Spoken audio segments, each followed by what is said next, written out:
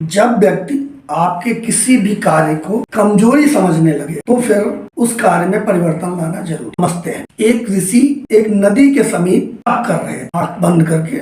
उसी बीच देखा क्या, ऐसे आंख खुली, एक काला बिच्छू पानी में जा रहा है। उन्होंने धीरे से उस बिच्छू को अपने हाथ पे उठाया ताकि पानी में जाके इसका दम न घुट जाए और पानी से बाहर निकालने की चेष्टा की।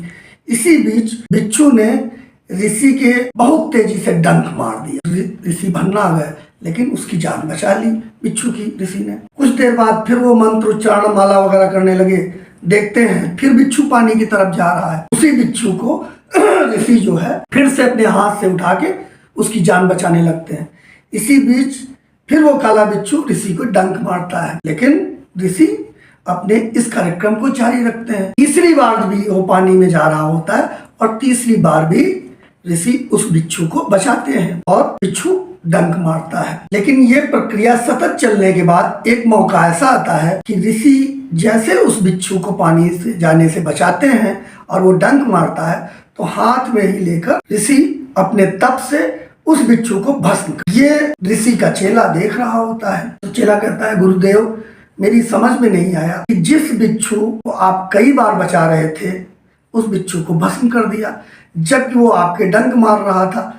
मैं बड़ा कंफ्यूज हूँ, थोड़ा सा समझाइए, हमारा मार्गदर्शन कीजिए। तो ऋषि ने कहा, देखिए जान बचाना मेरा कर्तव्य था और मैं जान उसकी बचा रहा, बावजूद उसके वो डंक मार रहा था। मैं ये सोच करके कि बिच्छू की डंक मारने की प्रवृत्ति है और मैं ऋषि हूँ, मैं तपभोगी हूँ, तो मेरा कर्तव्य यह है कि इसकी जान बचाएं और उसका कर्तव्य था डंक मारना।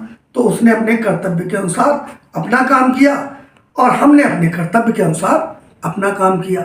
तो फिर गुरुजी आपने उसको भस्म क्यों कर दिया? हाँ, जब बिच्छू ने ये मान लिया कि हम उसकी जान बचा रहे हैं, ये मेरी कमजोरी है, तब मुझे उसको भस्म करने की आवश्यकता। तो कोई इस कहानी से ये सबक मिलता है कि यदि आपकी सहायता करने वाला व्यक्ति समझ ले इनकी ये कमजोरी है, तो फिर बैक फुट पे आ जाइए, उसकी सहायता करने की आवश्यकता नहीं, उसको सबक सिखाइए।